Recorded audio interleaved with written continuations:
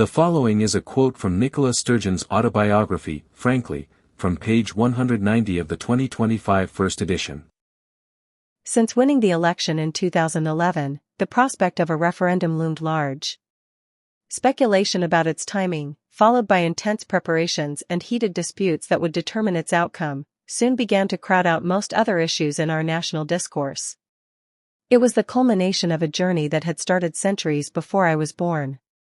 Scotland ceased to be an independent country when the Acts of Union came into force on the 1st of May 1707.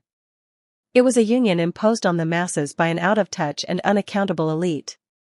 The population at the time was overwhelmingly opposed to union. As the treaty passed through Parliament, objections were loud and widespread. Protests broke out across the country, and when the day it was signed in Edinburgh, the bells of St. Giles Cathedral on the Royal Mile rang to the tune of "Why Should I Be So Sad on My Wedding Day?" Scotland's independence was forfeited against the will of the people. That gave rise to a deep sense of injustice that has been passed from one generation to the next alongside an abiding conviction that Scotland is a nation in our own right.